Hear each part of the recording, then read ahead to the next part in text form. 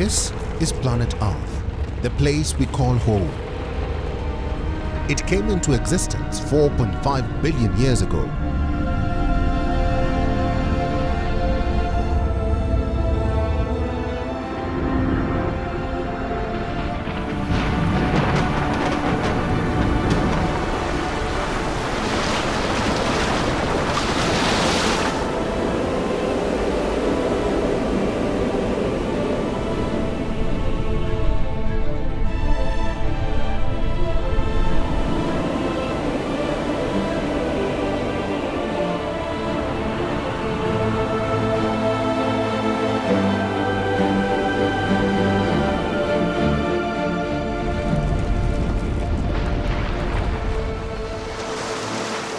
Life started evolving some 500 million years later.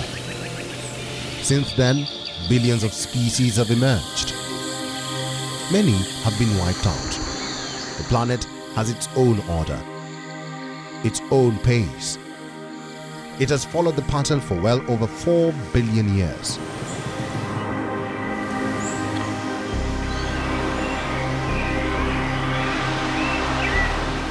Until some 200 years ago, when humans disrupted the equilibrium.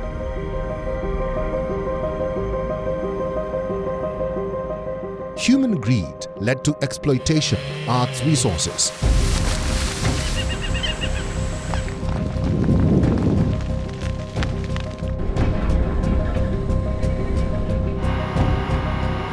It destroyed the natural balance.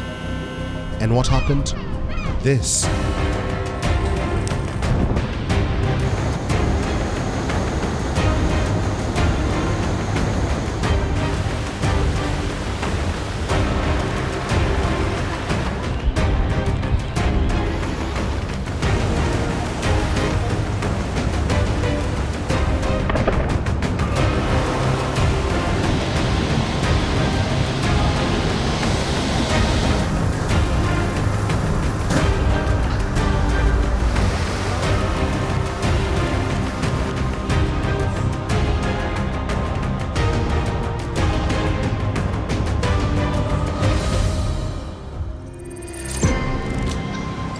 The planet's temperature began to rise.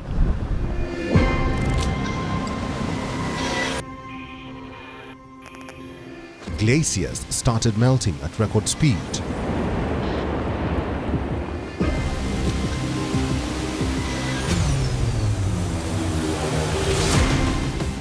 The number of wildfires increased. Untimely and extraordinary rains.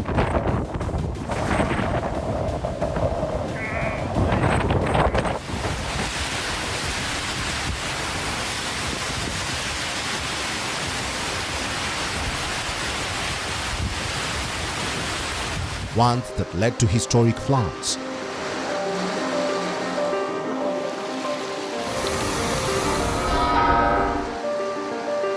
And severe droughts across the planet, which showed no signs of ending.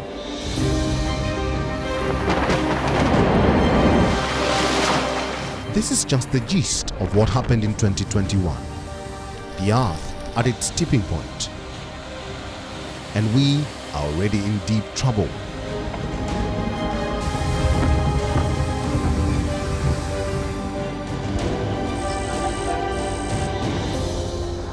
2021 was a defining year in many ways.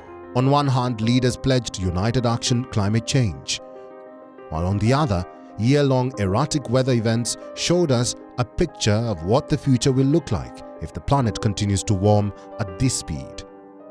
We started the basics of the phenomenon that haunts us all.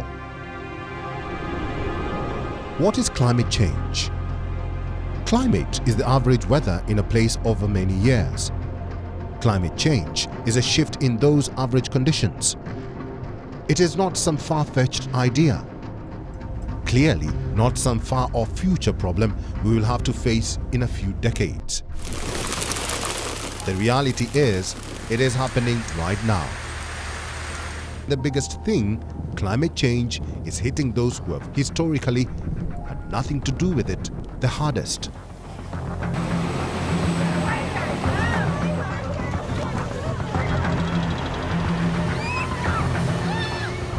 are already in trouble.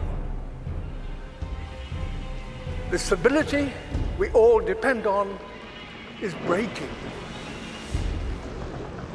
This story is one of inequality as well as instability. Today, those who've done the least to cause this problem are being the hardest hit. Ultimately, all of us will feel the impact. In November, leaders from across the world gathered in Glasgow, where they debated the ever-emboldened crisis our planet faces.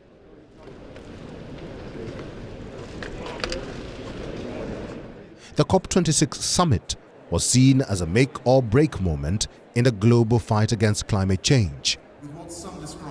There were more than 200 leaders debating the politics of the issue. They held hectic talks, meetings, closed-door discussions. Through the two-week mega push for the environment, many statements caught the world's eyes. They reflected the threat vulnerable countries faced in the present and their uncertain existence in near future. One of the many such speeches was from Tuvalu's foreign minister. Standing in knee-deep water, wearing a suit and a tie, Simon Coffey highlighted his nation's plight. Climate change and sea level rise are deadly and existential threats to Tuvalu and low-lying atoll countries. We are sinking, but so is everyone else. We will all still feel the dire effects of this global crisis one day. Simon Coffey's plea for action was not just for his nation, but for all island nations. By the time the COP26 pledges make a visible impact, dozens of Pacific island nations may cease to exist. For them, the 1.5-degree target agreed on during the Paris summit is a matter of life and death.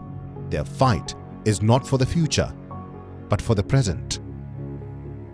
For those who have eyes to see, for those who have ears to listen, and for those who have a heart to feel, 1.5 is what we need to survive. 2 degrees, yes, SG, is a death sentence. Focus on the COP26 summit was to make sure that countries abide by the Paris commitment. In 2015, 196 parties signed an agreement that aimed at limiting global warming to well below 2 degrees Celsius and pursuing efforts to limit it to 1.5 degrees Celsius. It was the first time there was a global target against global warming. However, in the last 6 years, majority of the signatories failed to move in the direction of the Paris target. Paris showed the world that progress is possible. We are nowhere near where we need to be yet. Most nations have failed to be as ambitious as they need to be. The escalation, the ratcheting up of ambition that we anticipated in Paris 6 years ago has not been uniformly realized. Scientists say that let alone the 2-degree target, human action has set the stage for a 2.4-degree rise in the planet's temperature by the end of this century. The time is running out. 2021 was just a peep into the future. The Pacific Northwest and Southwestern Canada, a region that supports some 13 million people and known for rainy, mild weather, experienced deadly heat this summer. Major cities such as Portland, Seattle, and Vancouver, where many residents lack air conditioning, saw historically high temperatures that surpassed 38 degrees Celsius. See, if you are living in the equatorial region, 38 degrees is normal. But for Canada, a country where people joke about sunlight, this means serious business. We do get heat waves from time to time every summer. The summers have been getting hotter, but you know, it's never this bad. We've never experienced anything in the 40s in Vancouver. People died in North America because it was so hot. living through temperatures unimagined on that terrain.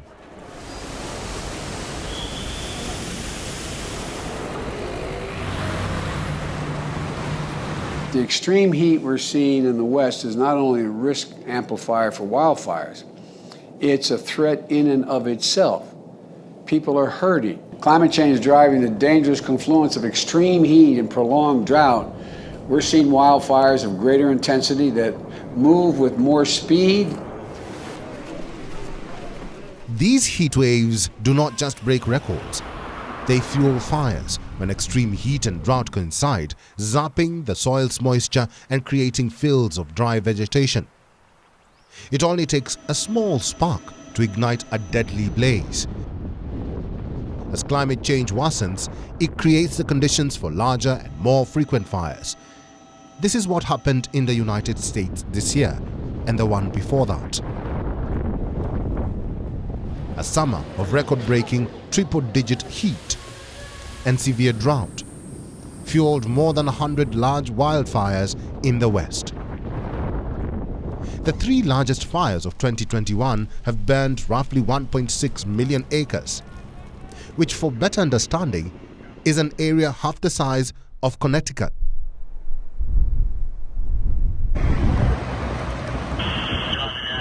In July, the bootleg fire scorched more than 410,000 acres in southern Oregon,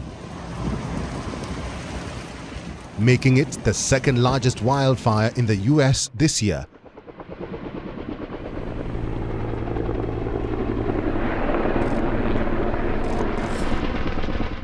At the same time, the Dixie Fire in California was slowly growing and later surpassed bootleg as the largest fire in America, charring nearly 1 million acres and making it the second largest fire in California history. And I'll never forget seeing these horses and being surrounded by a ring of fire. And I just lost it. And that's where my strength just disappeared.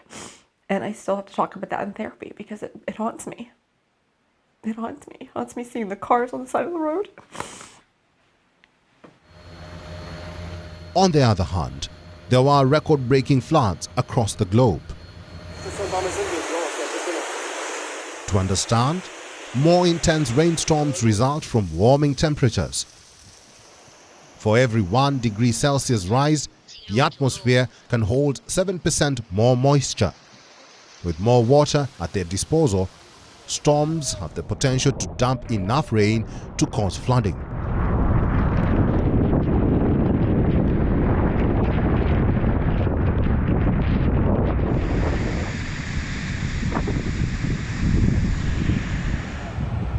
Canada, the US, Germany, China.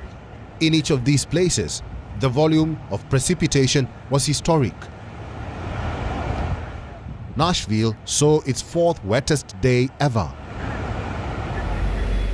In New York, more rain fell on Central Park in a single hour than ever before in that time span.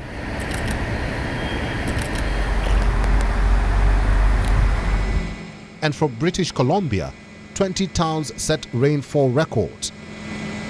The Canadian province witnessed both wildfires and historic levels of flooding in a matter of months. Yeah, climate change, has its fingerprints over 2021 in British Columbia.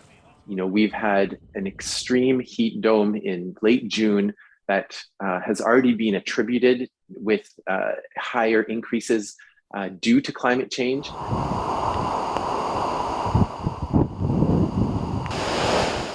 Climate change is a drastic change in weather. On one hand, the world witnessed historic rainfall and catastrophic flooding.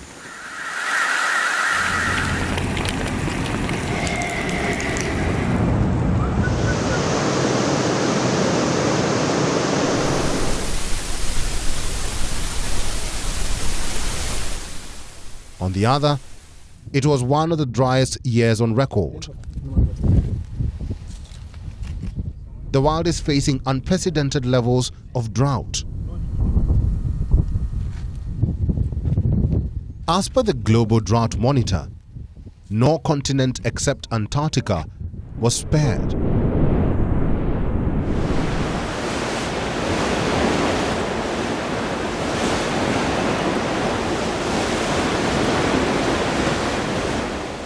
In the US, nearly half the mainland is currently adversely affected.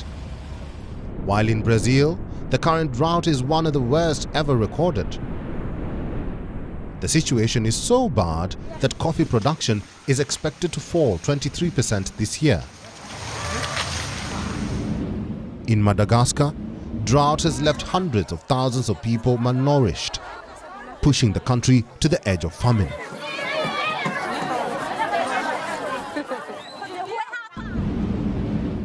Drought, low precipitation leading to water shortage, has existed forever.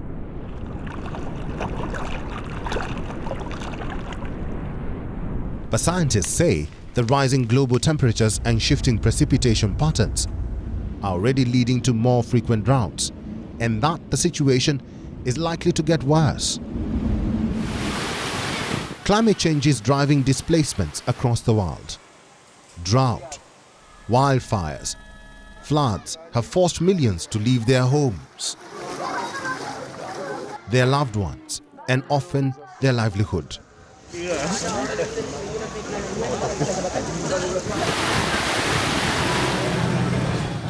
After a year of erratic changes, the world thought that the leaders will wage a war against climate change. There will be a mega campaign, the voices will be heard. But the results were not as great as expected.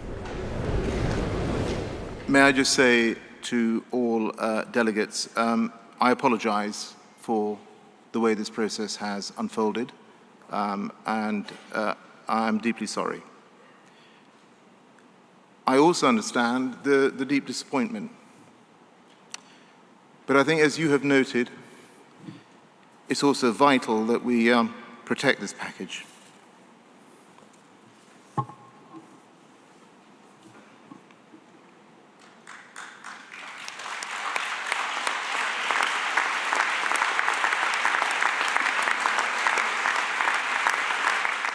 The Glasgow summit was a series of firsts.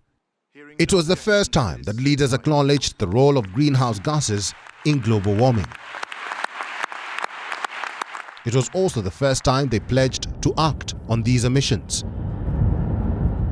The first draft of the COP26 summit talks about phasing out coal. Strong language there, accepting the problem to its face, but also an extreme solution. We need to remember that there are countries that do not have enough money to make that switch.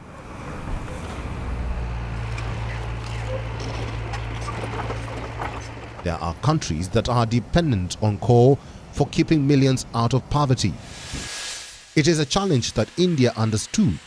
Their leaders suggested a last-minute change, altering the phasing out to phasing down. Developing countries have a right to their fair share of the global carbon budget and are entitled to the responsible use of fossil fuels within this scope. In such a situation, how can anyone expect that developing countries can make promises about phasing out coal and fossil fuel subsidies? Climate change dominated 2021, but its effects are not limited to this year. Climate change is a major existential factor for today's 15-year-olds. For those young and for those who are not yet born, their lives, their career, their future, it all depends on where this planet is heading or what steps we are taking.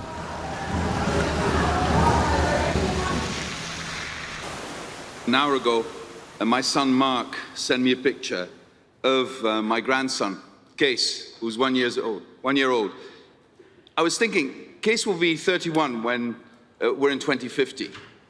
And it's quite a thought to understand that if we succeed, he'll be living in a world that's livable. If we fail, and I mean fail now in the next couple of years, he will fight with other human beings for water and food. That's the stark reality we face.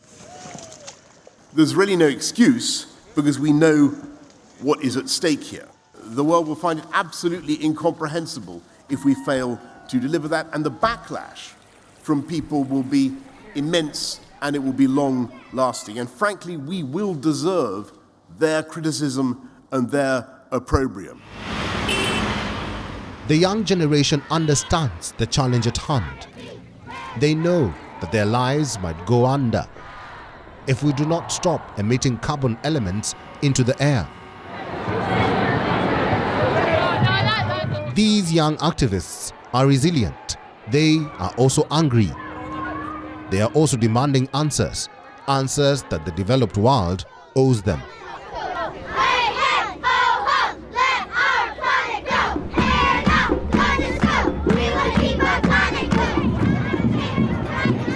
This is no longer a climate conference. This is now a global North greenwash festival. A 2-week-long celebration of business as usual and blah, blah, blah. Our demands cannot be toned down or palatable. They should worry, disrupt, and challenge the status quo. They should be transformational, because what other choice do we have? To sit by and let this happen? We see business leaders and investors flying into COP on private jets. We see them making fancy speeches. We hear about new pledges and promises. But we are drowning in promises. Commitments will not reduce CO2. All the young people out there, I want you to stay frustrated, but channel that anger, because that's what's required to meet this challenge. We will outlive colonialism. We will outlive these COP conferences. This is the last call for climate action. We're not waiting another year. We're not waiting another 2 years. So we are welcoming world leaders here with a field of climate fire. We're opening a new oil field. We're building new roads. Stop doing this kind of thing and start making real action. This is about keeping our global temperatures to 1.5 degrees. We did nothing to contribute to this crisis, and we should not have to pay the consequences. I want to hear the ones who actually want to say something and want to do something. World leaders playing games with our future by delaying action. This is about the lives of millions of people across the world. Ultimately, all of us will feel the impact, some of which are now unavoidable. The clock is ticking. We do not have enough time. 2021 will soon be announced the hottest year, just like its predecessor. It is a cycle with no beginning nor end. Until we take an onus for our planet's future, it is not too late. We still have time. We face a stark choice. Either we stop it or it stops us. And it's time to say enough. Enough of brutalizing biodiversity. Enough of killing ourselves with carbon. Enough of treating nature like a toilet. Enough of burning and drilling and mining our way deeper. We are digging our own graves. The world needs to step up, help those who risk submersion by 2050.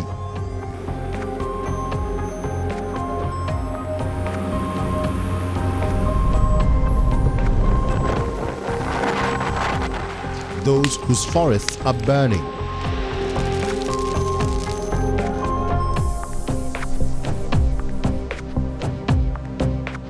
Climate change is affecting the poor and vulnerable today, but it will come after the rich tomorrow. The tragedy is, this is not a movie. And the doomsday device is real.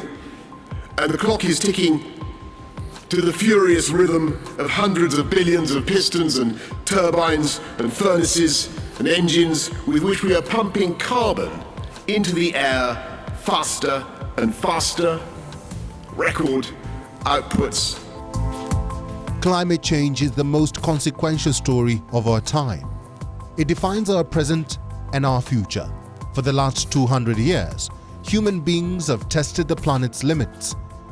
Greed-laden actions have pushed Earth to its edge.